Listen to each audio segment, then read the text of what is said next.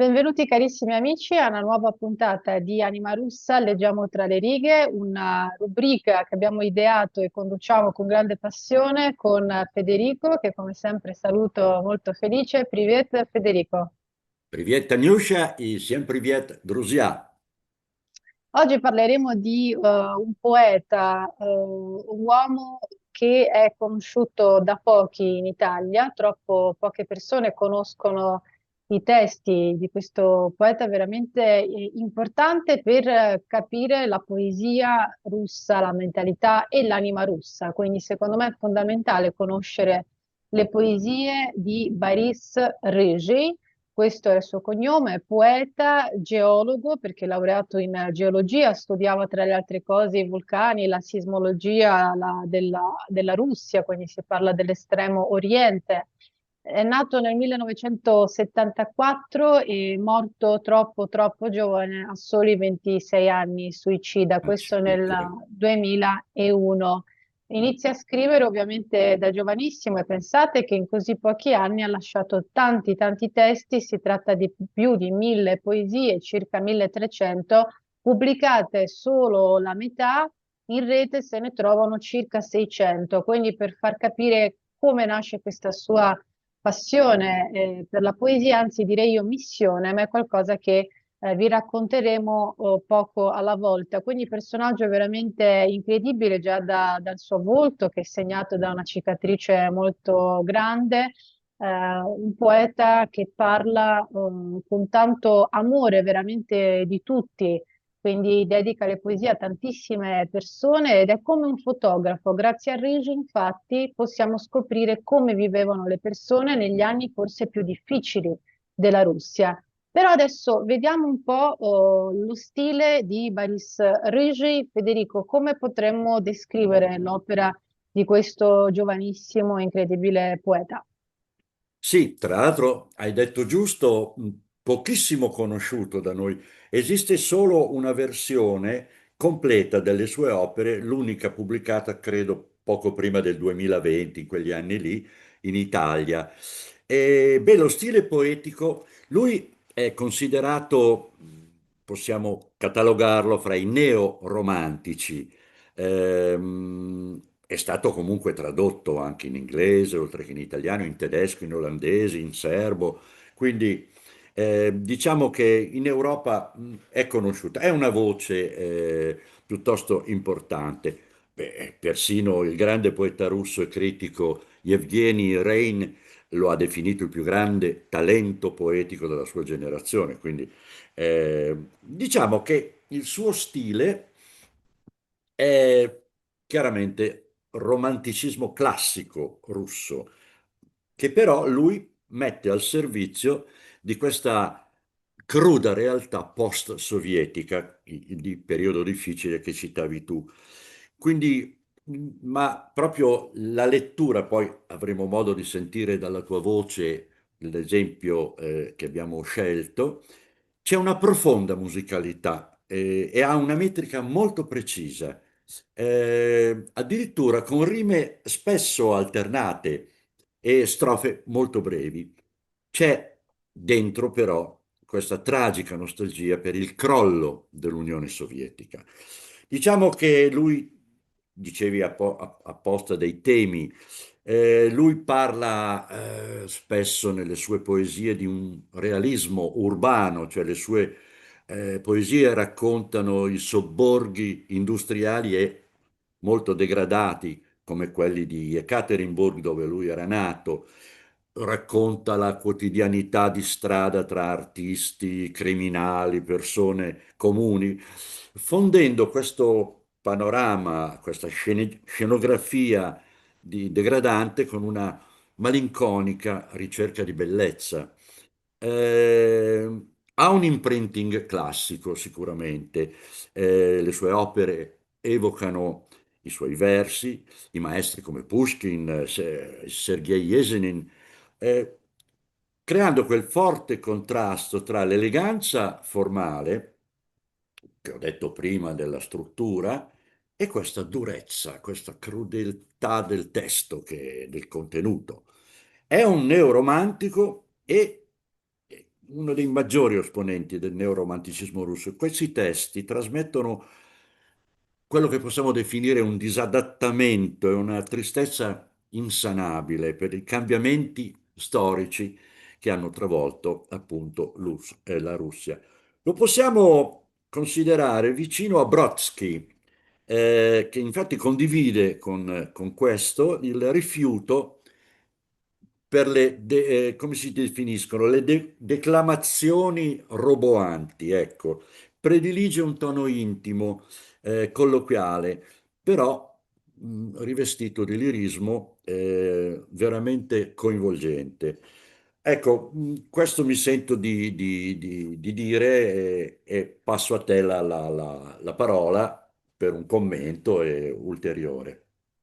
Sì, ho letto tra le varie cose per prepararmi per la puntata anche qualche intervista che ha rilasciato Rigi. Non sono tantissime perché era una persona che rispetto ad altri poeti e scrittori non voleva stare al centro dell'attenzione, quindi Esatto, esatto. non scriveva per raggiungere la fama o la celebrità, ma scriveva perché era una necessità sua vitale, non poteva fare altrimenti. Ecco perché quando penso a Boris Ricci penso al poeta in assoluto per eccellenza, perché ripeto, era geologo, un ricercatore molto stimato, che aveva scritto, anche se si è suicidato a soli 26 anni, ma già verso i suoi 26 anni aveva tantissime ricerche, articoli importanti, come dicevo, sulla geologia di alcune zone della Russia. Quindi poteva tranquillamente continuare a fare il ricercatore, ma non era questa la sua missione di vita. Quindi ecco perché scrive, perché è una necessità e che non può in nessun modo dimenticare, cancellare, insomma, ed evitare. E in una intervista che ho letto, che ha rilasciato Boris Régé, facevo un parallelo tra la poesia russa e quella europea occidentale, una cosa a cui non ho mai pensato. Allora, infatti, lui dice che i poeti in Occidente e in Europa scrivono in maniera orizzontale, mentre i Mm. russi scrivono in maniera verticale. Cosa significa? Che gli occidentali scrivono tanto, di fila, tanti concetti, quindi proprio si sviluppa la poesia e il verso in maniera orizzontale, mentre i russi mantengono di più o sono più selettivi nel scegliere i termini, devono avere dei termini appositi, quindi tu parlavi di musicalità. È anche difficile tradurre il Rigi come in generale i poeti russi proprio perché scelgono appositamente le parole, non solo per esprimere al meglio dei concetti, ma per poterli leggere al meglio, perché risuonino al meglio. Quindi tradurre il Rigi è veramente difficile e per questo si sviluppa in verticale. Rigi spiega nell'intervista che i russi tolgono, aggiungono, migliorano in continuazione il testo, ma senza tradire la virginità, insomma, questa purezza che deve avere iniziale, la purezza che deve avere la poesia di ogni poeta. Quindi, insomma, mi è piaciuto tanto questo approccio anche fisico che ha spiegato, no? Delle poesie sviluppate in verticale, quindi togliendo, aggiungendo, lavorando tanto, ma mantenendo l'essenza, rispetto a una poesia molto più orizzontale, dove si dice tanto, veramente tanto, con tante virgole, ma senza questo lavoro così diverso, insomma, un po' più scrupoloso col testo, con la lingua, che lui adorava tanto e si vede leggendo le sue poesie che adora la lingua russa. Inoltre, diceva che la poesia, cosa deve fare un poeta? È l'avvocato della vita, quindi deve difendere la vita, deve lottare per la vita. Mi è piaciuta anche questa definizione. Regis si ritrova esattamente nel mezzo di due epoche, ecco perché è un periodo molto difficile e forse anche per questo motivo è poco conosciuto, e io ripeto sbagliatamente, io vorrei che la sua opera veramente venisse sempre più letta anche dagli italiani e in generale, da più popoli, perché si ritrova nel mezzo, non appartiene né all'Ottocento, quindi ai grandi classici, non è un contemporaneo perché purtroppo si toglie la vita a soli 26 anni, quindi non arriva fino a noi come altri contemporanei. Si trova, vedi, un pochino come smarrito, come era anche la sua poesia, perché doveva descrivere la sofferenza di questo momento di passaggio tra quindi questo dire addio alle promesse che erano state fatte, qui intendo appunto al passaggio tra l'Unione Sovietica e poi la Russia, un momento ovviamente molto sofferto. dalle persone lo credo. per forza di cose, questo al di là adesso senza scendere in temi politici o economici, proprio a livello sociale, ogni rottura, ogni passaggio storico è sempre molto sofferto e quindi Rigi si trova come al centro di queste sofferenze delle persone che sono molto complesse, perché ripeto, è la fine, molti la vedono come la fine di certi ideali, la fine di certi valori, non che poi non ci saranno più. Quindi attenzione, dico, succede sempre, è naturale per l'uomo, quando cambia la Mm, sofferenza mm, è naturale, magari poi ci sarà anche un futuro prospero che lui non ha visto perché muore no, appunto nel 2001, è si uno. suicida, si impicca sul balcone lasciando la moglie e un bambino, suo figlio Artyom, che si chiamava Artyom, di soli 4 anni all'epoca. Quindi ecco, vedi, è un po' dimenticato come abbandonato fra le epoche ed è un grande peccato perché, ripeto, se si vuole capire cosa significa essere poeti in Russia, Boris Ricci è un esempio assoluto, soprattutto, ripeto, per l'amore che lui aveva nei confronti delle persone, che lui non critica, non giudica mai.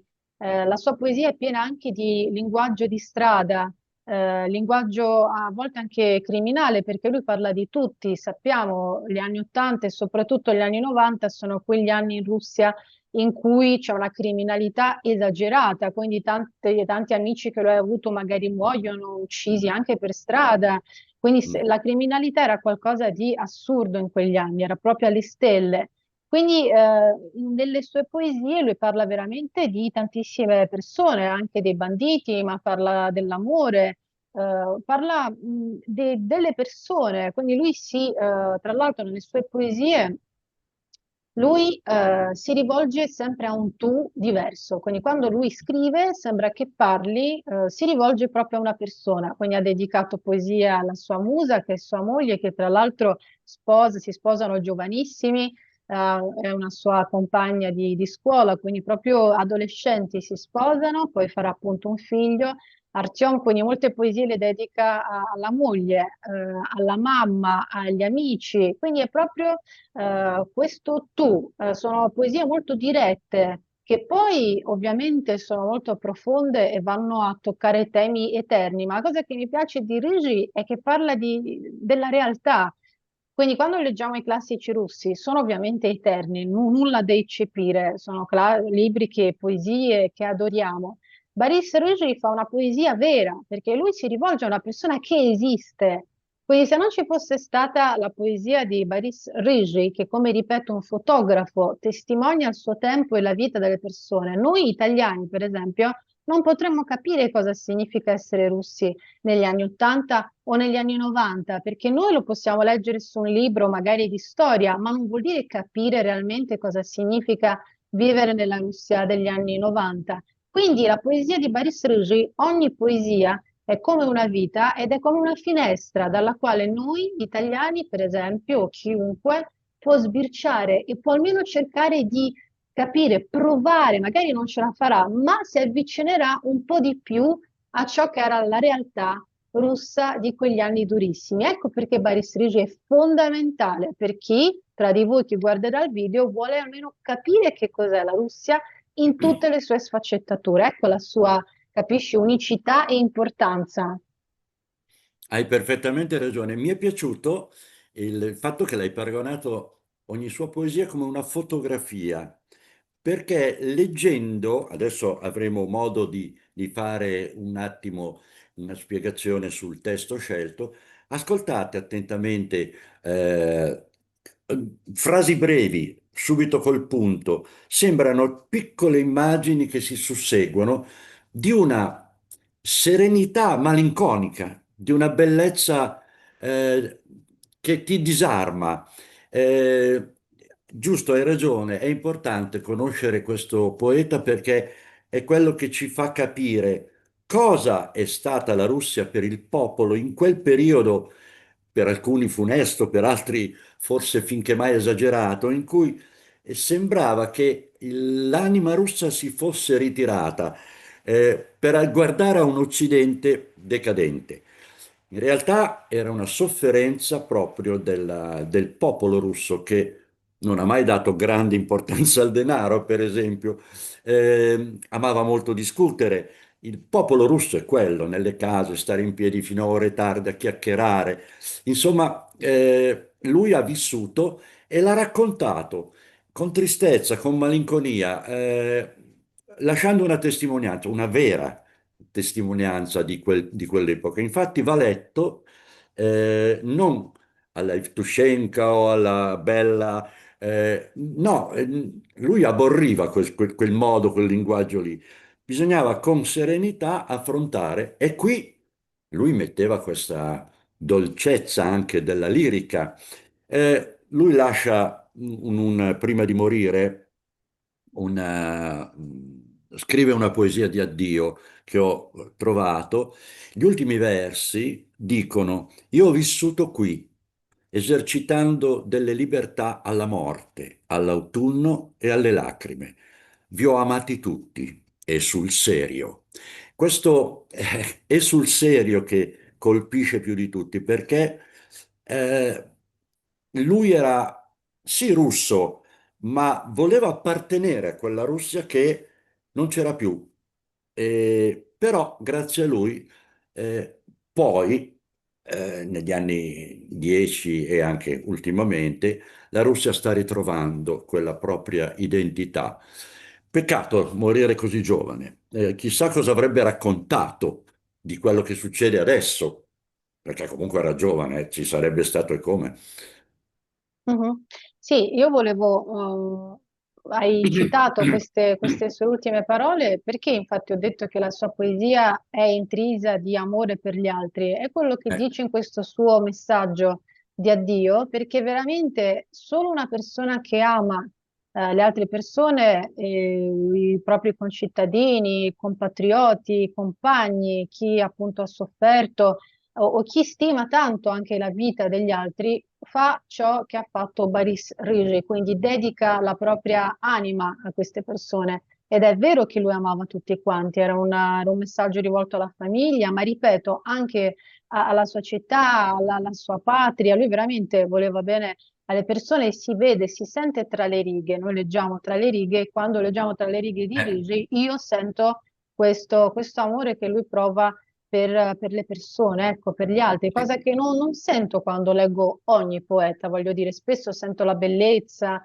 magari una lingua veramente eccelsa, sì, musicale, ma non sì, sempre sento questo amore vero, reale, di una reale. persona verso le altre. E un tratto suo ovviamente era la tragicità, che è secondo me questo filo conduttore, questo tratto comune purtroppo o per fortuna, diciamo che secondo me è inevitabile, un tratto che accomuna tutti i poeti. Infatti io a un certo punto ho pensato che senza la sofferenza non si possa proprio scrivere, perché leggendo i poeti russi viene subito emerge questa ipotesi. Quindi sembra proprio Vero. che senza la sofferenza un poeta non riesca a scrivere e quindi Boris Ricci non è un'eccezione. Pensa che infatti lui ha proprio detto che la tragedia è proprio essere poeta, ha detto proprio questo. Io lo comprendo benissimo, ecco perché dicevo che grazie a Boris Ricci si vede cosa significa essere veramente un poeta. È una missione, non è semplicemente scrivere in rima.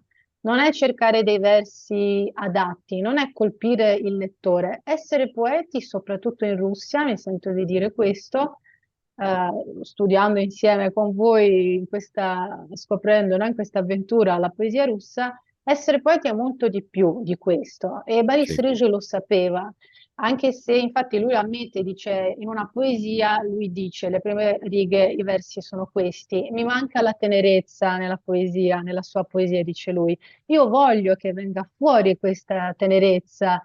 Quindi lui non è appunto una persona un poeta che parla solo di cose dure, delle realtà sofferte. Lui è alla ricerca comunque, perché è un'anima sensibile, alla ricerca anche di questa dolcezza, di questa tenerezza nella poesia. Ma Eh, scusa se ti dico una cosa, cioè aggiungo quello che sono d'accordissimo. Lui usa un linguaggio, parla di cose crudeli, di una realtà, ma ne parla con un significativo vocabolario dei termini che non sono dei pugni nello stomaco, sono un suo modo di essere tenero di fronte a una tragedia, di fronte a uno scenario veramente orripilante, quando racconta della strada. Insomma, cerca nelle sue parole di essere anche quelle poche righe che ho letto prima dell'ultima poesia, che insomma ci vuole, ecco la tenerezza di un poeta.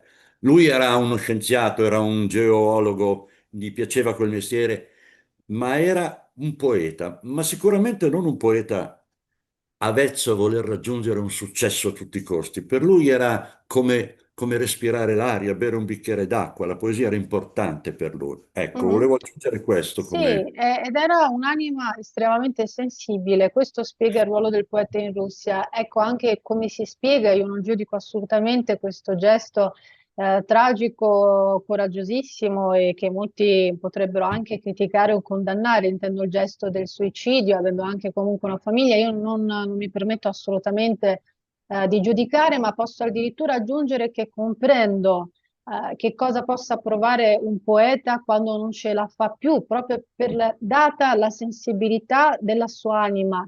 Talmente attraversano, fanno passare attraverso le loro anime, il loro corpo, tutte le cose che vedono attorno a loro, quindi le sofferenze degli altri, i cambiamenti storici, questa voglia di non mollare mai, appunto, sopravvivere, cercare di difendere in tutti i modi, come un avvocato diceva lui, questa vita, no? Con tutte le sue difficoltà e sono troppo sensibili, non sono come le altre persone più indifferenti, perché noi siamo indifferenti, mi ci metto anch'io in mezzo, siamo presi dalla nostra quotidianità, a volte abbiamo dei barlumi, sai, Mm, di come hai saggezza, ragione. possiamo dire, però alla fine siamo comunque più terrestri. I Mm, poeti, soprattutto i poeti russi, avevano questa, ripeto, questa missione altissima, che era più forte di loro. Quindi Boris mm, Regi rimane schiacciato dal proprio talento, rimane certo. schiacciato da questa anima che ha, che è sicuramente più grande di altre anime, sicuramente più sensibile di altre anime. Ma come dicevo prima, lui dedica queste sue poesie sempre a delle persone diverse. Volevo giusto leggere due righe che lui ha dedicato a sua mamma. Mm, E verrà il tempo dopo, quando non su una in bianco e nero, ma su una foto a colori, non su una foto, ma per davvero io ti abbraccerò proprio così, sul serio, e ti spariranno le rughe intorno agli occhi, alla bocca. Tu diventerai una bambina, oh, per sempre, con il nastro rosso che si agita al vento, quando tu te ne andrai, quando io morrò. Ecco, questa è una poesia che lui dedica alla mamma, vedi, alla mamma, quindi come la vede, alla mamma bambina e alla mamma che poi non ci sarà più. Quindi è estremamente romantico, vedete, è un poeta con la lettera maiuscola molto complesso e tra le diverse persone alle quali lui si rivolge c'è anche se stesso. Quindi questo tu ecco. di cui parlavo, lui spesso parla a se stesso, quindi si vede nello specchio, parla del suo volto, si critica, parla di Mm. lui come un ubriacone su una panchina, cioè si vede da fuori, commenta i propri problemi, quindi vedi, ha anche un dialogo con se stesso, quindi è veramente come una, come possiamo dire, una fabbrica dell'anima sempre in moto. Ecco che cos'è un poeta. Per forza di Sono cose d'accordo. soffre perché deve Sì. elaborare costantemente senza mai staccare, come facciamo invece noi, semplici terrestri. Loro vivono con l'anima a pieno, loro vivono al 100% la vita, ecco perché spesso muoiono così presto o hanno queste tragedie di vita, secondo me, perché vivono realmente al massimo e quindi questo comporta più sofferenze che in altre persone, secondo me. Questo è il mio punto di vista. Poi non lo so se sei No, d'accordo. no, sono d'accordissimo con la tua descrizione. Non è un poeta semplice da leggere. Verrà il suo tempo, sicuramente. Anch'io non giudico, ma capisco il gesto estremo che lui fece nel 2001. Noi siamo più intrisi di religiosità, di una cultura antica. Invece non ci fermiamo mai a pensare che cosa può portare una persona a farla finita con una vita materiale.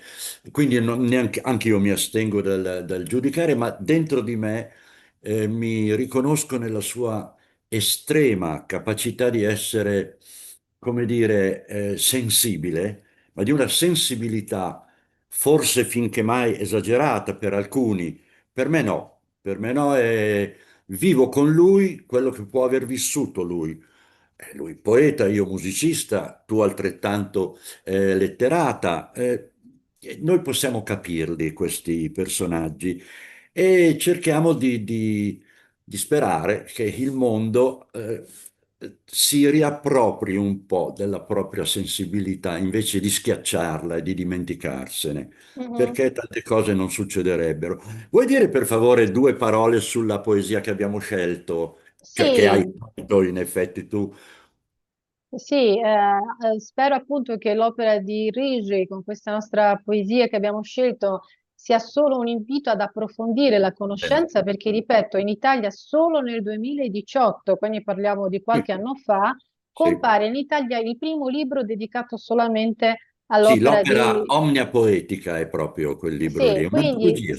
si parla, quindi è l'unico libro dedicato solo a lui, tradotto tra l'altro da Laura Salmon, alcune sue poesie che si trovano all'interno e così via. E quindi è veramente un Da poeta che scoprire. dobbiamo scoprire totalmente. Tra le altre cose volevo dire anche un aspetto un po' strano, inquietante che poi ho scoperto, non sapevo da sempre, ma questi Mm. giorni, è che il figlio di Boris Rigi, che si chiamava Artyom, è morto anche lui giovanissimo, Oh mamma, ha soli 26 anni, sì, oh proprio come santo il cielo, padre, sì, questo nel 2020. ah, Eh, morto di malattia? questo Non si sa. si sa pochissimo di questo ragazzo, lavorava in un mini market in Israele, in un piccolo supermercato, semplicemente si è fermato Ah, il cuore.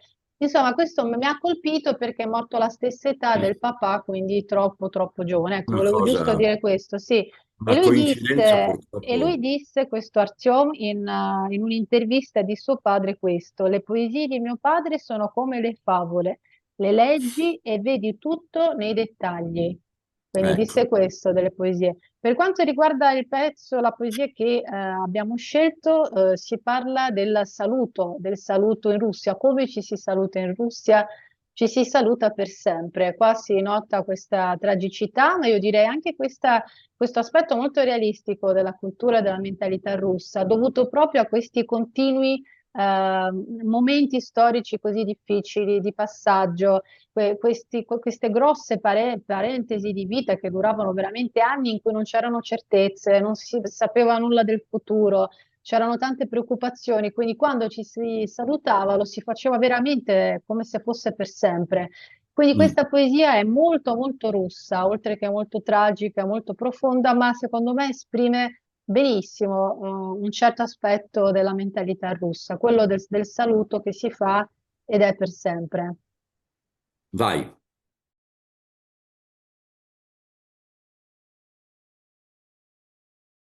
В России расстаются навсегда. В России друг от друга города столь далеки, что вздрагиваю я, шепнув прощай. Рукой своей касаюсь невзначай ее руки. Длиною в жизнь любая из дорог. Скажите, что такое русский бог? Конечно, я приеду. Не приеду никогда. В России расстаются навсегда. Душа моя, приеду. Через сотни лет вернусь. Какая малость, милость, что за грусть. Мы насовсем прощаемся. Дай капельку сотру. Да, не приеду. Видимо, умру скорее, чем. В России расстаются навсегда. Еще один подкинь кусочек льда в холодный стих. И поезда уходят под откос, и самолеты, долетев до звезд, сгорают в них. E ora in italiano. In Russia ci si saluta per sempre. In Russia le città sono così lontane l'una dall'altra che rabbrividisco sussurrando addio.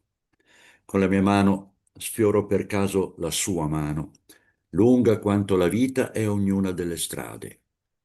Ditemi, che cos'è il Dio russo? Certo, io verrò, non verrò mai. In Russia ci si saluta per sempre. Anima mia, verrò. Tornerò tra centinaia di anni. Che piccolezza, che grazia, che tristezza. Ci salutiamo per sempre. Lascia che ti asciughi una lacrima. Sì, non verrò. Probabilmente morirò prima di... In Russia ci si saluta per sempre. Lancia ancora un pezzetto di ghiaccionella poesia fredda e i treni vanno a deragliare e gli aerei, raggiunte le stelle, bruciano lassù.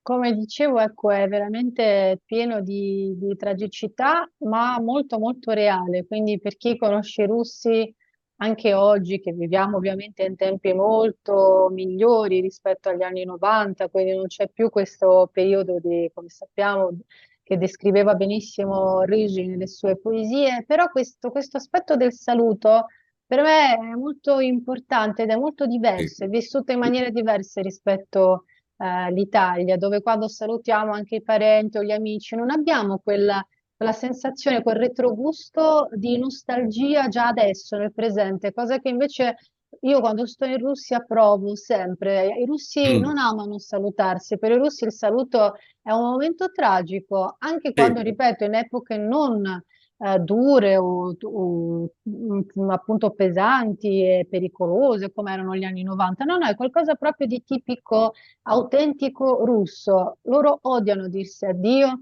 non vogliono mai salutarsi, ecco perché i saluti durano tantissimo, quindi di ore e ore, non è ci si vuole vero. mai salutare quando ci si incontra con gli amici, quando si sta con i parenti e quando ci si saluta c'è sempre questa paura, è come una memoria, diciamo, storica forse, di Penso questi di tempi sì. duri che le Mm, persone venivano divise, spesso non è si quello. sapeva, ripeto, il futuro che attendeva la propria città, la propria famiglia, il proprio quartiere, per il futuro della propria nazione. Quindi queste paure a livello nazionale sono talmente radicate, si vede nell'anima delle persone russe, che non si vuole mai dire nemmeno arrivederci né addio a un amico, per esempio, o a un parente, ed è sempre vissuta in maniera molto triste e con questa, capito, come dico io, retrogusto proprio tragico. Per i russi dirsi addio Sì. è molto difficile. Hanno il senso del tragico, ma perché la sensibilità è così alta che se si sta bene insieme perché lasciarsi? Perché si vorrebbe continuare all'infinito. Tanto c'è da imparare. Mi chiedo, e concludo, e passiamo ai saluti, mi chiedo se fosse vivo oggi, Rigi, cosa scriverebbe mai quello che sta succedendo, soprattutto in questo distaccamento fra Occidente e Oriente? Io penso che sarebbe contento perché sarebbe in Russia. L'importante è non sradicarsi dalle proprie origini. Noi non siamo in grado, noi in Occidente non siamo in grado di capire a quale finezza può arrivare questo atteggiamento tipico dell'anima russa e non ce l'abbiamo. Spiace dirlo, qualcuno ce l'ha, io sono ipersensibile, anche tu, Taniuscia, ma la stragrande maggioranza della gente è troppo formalista, troppo concreta, non lo so. E sta succedendo qualche cosa che sta sovvertendo quello che è la poetica che ognuno di noi ha dentro di sé. Leggiamo più poesie per accrescere quell'aspetto che è importante, della sensibilità. Mhm. Bene, La Lucia. sensibilità, non solo, e direi anche la preoccupazione per il Mm, futuro anche del proprio paese. Questo era un tratto tipico dei sì, poeti russi lungo i secoli, quindi che sia all'Ottocento, che sia a Boris Rige negli anni 90, c'era in loro un profondo amore per la propria patria in senso proprio lato, quindi per i propri compatrioti, per lo spirito russo, l'anima russa, c'era sempre questa preoccupazione, non potevano mai vero. vivere quindi tranquilli, non erano No, assolutamente indifferenti. Ecco che cos'è un poeta, è colui che non può, per questa sua missione data da Dio o da Zeus o dagli dei o dall'energia o cosmica, da comunque chiunque esso sia, qualcuno Sì, qualcuno ricopre, investe queste persone di questa enorme responsabilità e loro non possono farci nulla perché sennò non potrebbero vivere. Loro scrivono, hanno scritto e per fortuna. Quindi leggiamo questi versi, soprattutto Baris Rigi, perché ripeto, è un autore assolutamente sconosciuto in Italia, ma senza il quale non si può cogliere l'essenza di questa non solo tragicità, ma anche amore dei russi, dei poeti russi per la propria patria. Lui forse è tra i più russi, perché di Occidente infatti non parla Ecco, mai, è veramente preoccupato per il destino del proprio paese, della propria il suo terra. paese. Quindi è veramente molto molto russo, perciò se volete conoscere la Russia iniziamo subito subito a leggere Boris Rigi, in rete si possono trovare le sue poesie, ne ha scritte tantissime anche se ci ha lasciato a soli 26 anni, quindi leggiamo, Sì. leggiamo Regé. È triste la notizia che hai dato del figlio che è morto anche lui a 26 anni, ma possiamo dire un'ultima cosa che oggi abbiamo imparato. La poesia è anche in grado di vincere l'indifferenza ed è questo che ci ha insegnato la poesia di Rischi. Mhm. Cara Buona Taniuscia, lettura. cari, buona lettura sempre a voce alta Sì. e alla prossima quindi. Da Svidania a tutti. Пока. Пока. Пока.